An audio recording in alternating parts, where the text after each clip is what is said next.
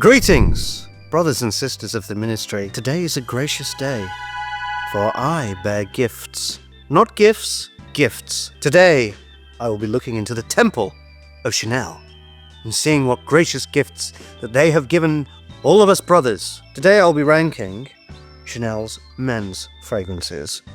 I have a superior tier list to merely S, A, B, C, D. Now we're going to be ranking them final preacher style. First, we have S tier. Mighty holy water. Fragrance becomes revelation. This is sent as salvation. A tier. Divine intervention. Truly inspired. Nearly sacred. B tier. That is the faithful. Loyal, strong. Maybe flawed, but you'd still be proud to wear it in the temple. C tier is purgatory. Stuck in limbo. Not quite heaven.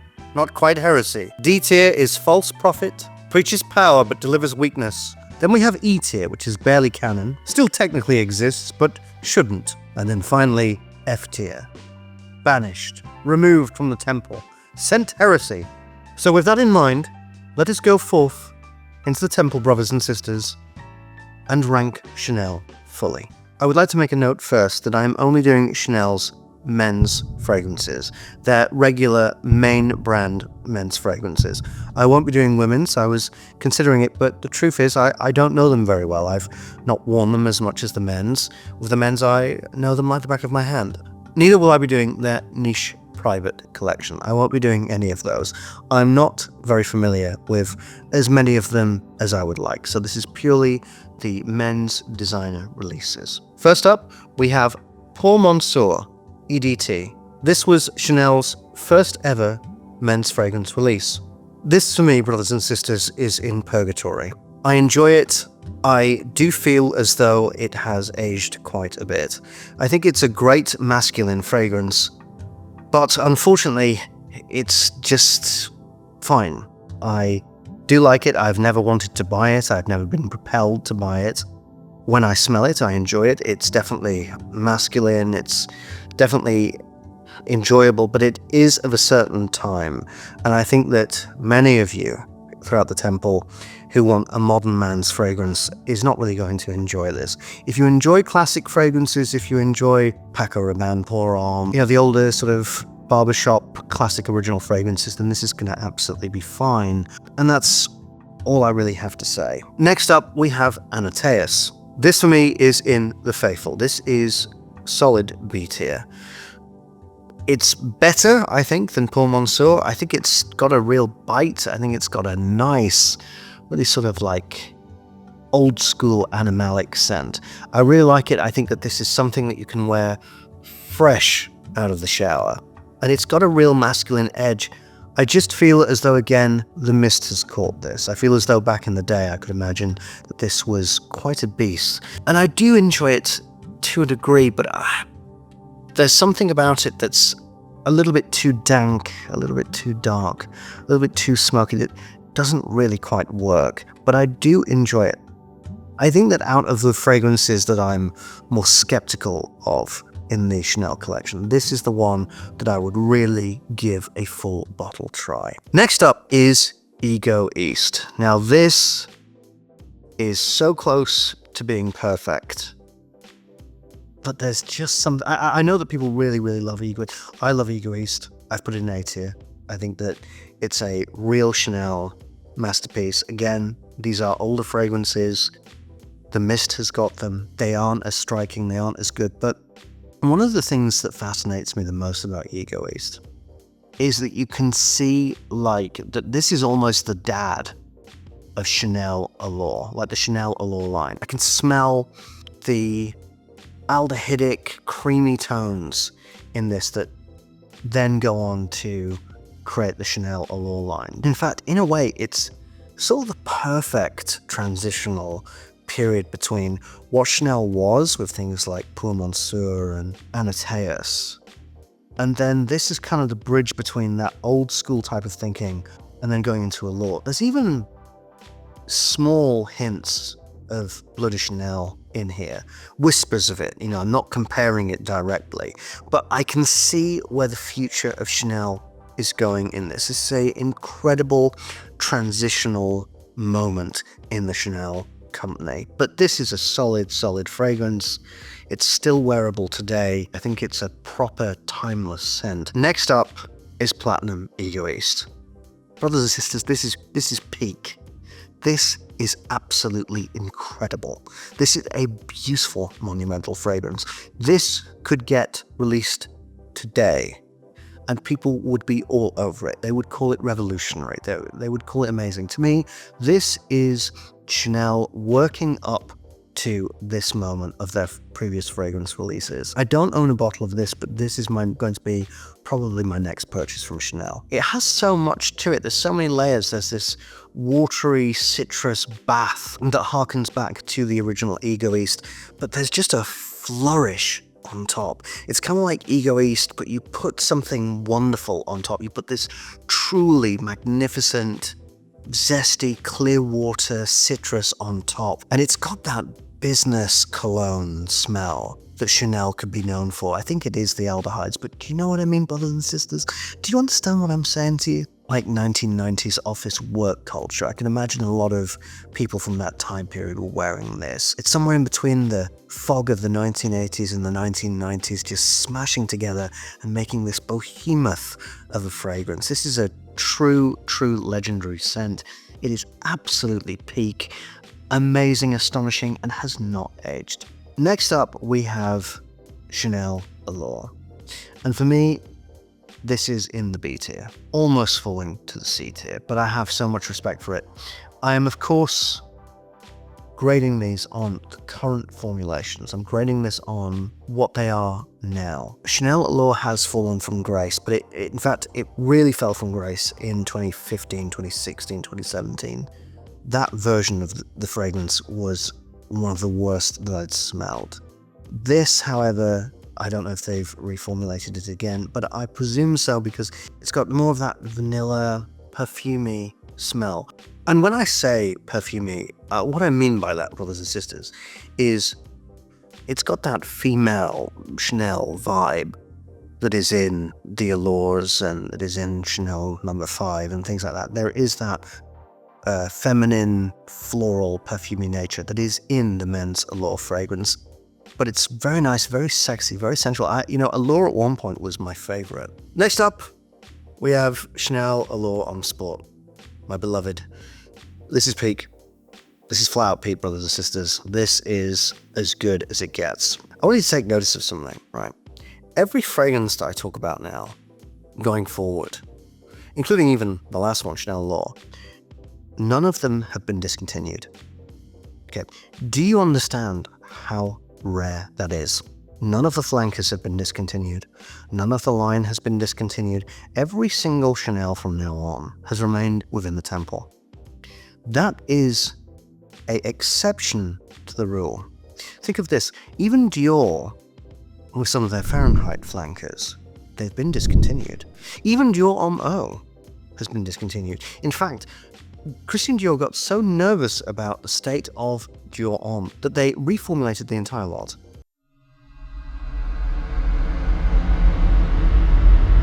And other companies have done this before. Paco Rabanne have discontinued flankers of 1 million. Their most successful fragrance at one point.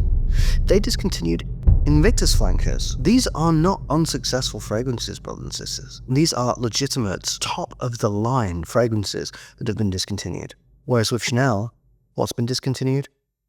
Nothing. Not one bottle. And it started really with Chanel Allure Homme Sport. This is when the shit really started to hit the fan. They'd always been successful, evidently, but this is where they started to take off like a rocket. This is one of the greatest fragrances ever created in the men's market. That is not hyperbole. I'm saddened because I feel as though it is not talked about as much as it used to be and as much as it should be. It doesn't have the defining legacy that Bleu de Chanel has, which we'll get to. But just think of this also. The Chanel Allure line was massive. There were clones of Chanel Allure Homme Sport everywhere. So they create an entire banger line and then they just do it again with Bleu de Chanel. That's frightening. But Allure Homme Sport, an amazing classic smell. Still good today. Beautiful, creamy, vanilla, aldehydic, marine, somewhat citrus. Astonishing. Next up, we get to probably my favorite Allure of the line, and that is Edition Blanche.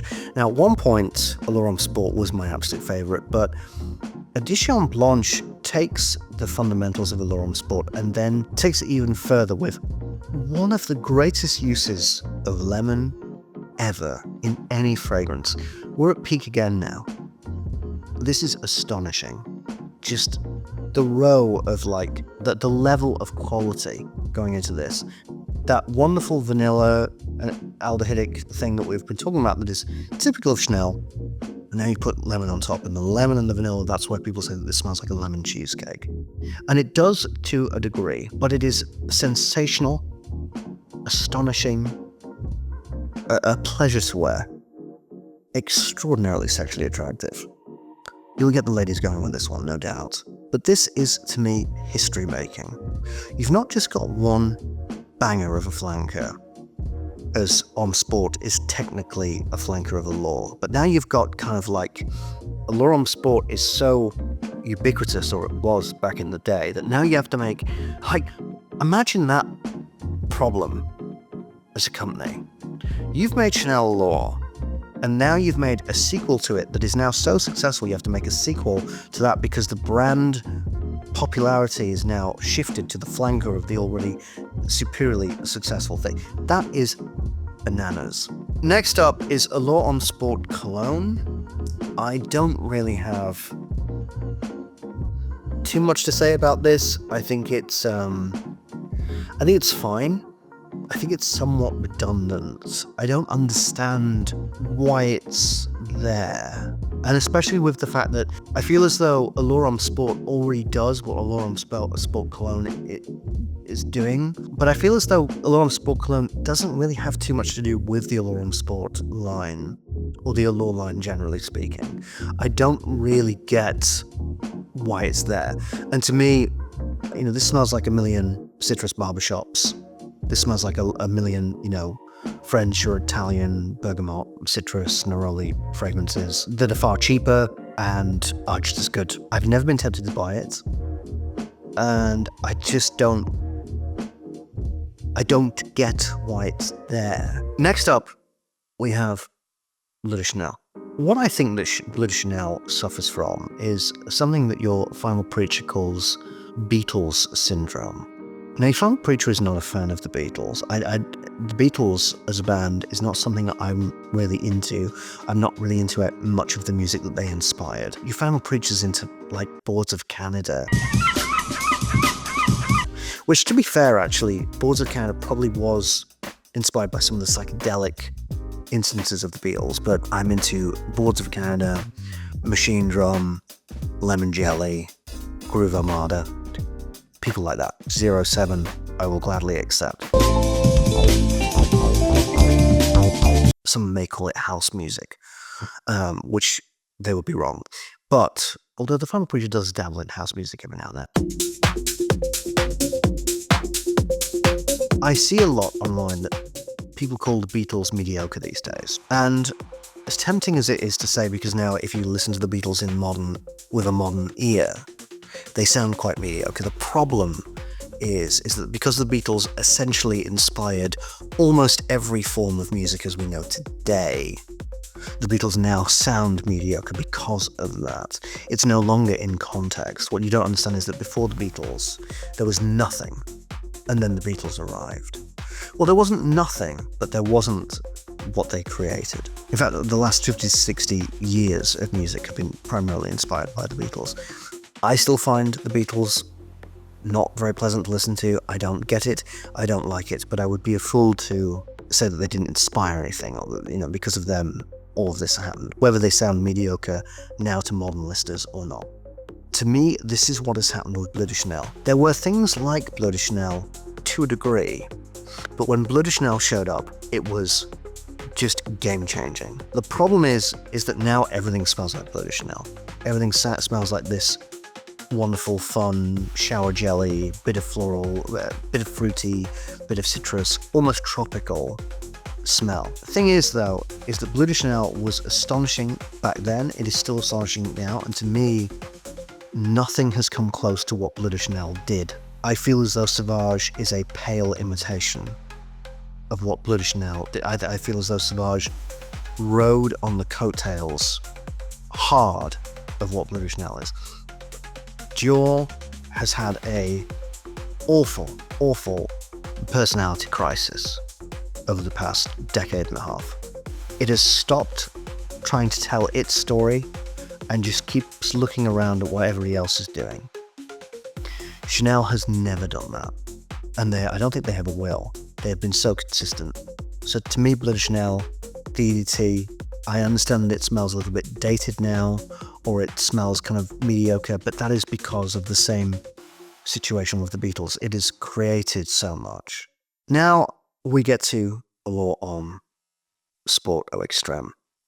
Now, brothers and sisters of the temple, I have tried. Do you have a fragrance where you know that all of the elements are there, all the hype is there, it's literally a sequel to one of your favorite fragrances, you know that you should like it, but there's something that doesn't really work, there's something that you don't like about it? I think that for me, addition of things like mint and other accords that kind of just blunted the edge. You see, Allure, Homme, Sport, even though it's got that vanilla that really calms everything down and really sort of blunts the edge of the citrus is still there in Allure, Homme, Sport, and especially in Allure, Homme Edition Blanche. And that citrus to me is the thing that makes it really open and vigorous and filled with life. Au Extrême doesn't really have that. It's blunted, it's blocked, and it never really hits me. It is a quite juvenile fragrance playing with the adults of the group. It never really connected with me. I don't dislike it. I've never disliked it. It is obviously superb quality and it is fantastic fragrance, but I never personally got it and it never really connected with me. If one of my friends like Chris wears it out, that's great. I like smelling it on people. I like smelling it generally, but it never pushed me to buy it. And I actually found it to be a bit of a disappointment when it first came out because the hype around it was extreme. It was immense. And then I smelled it and went, oh, I think I'll just stick with what I've got. Next up is Bleu de Chanel EDP. I like this. I don't like it as much as the EDT.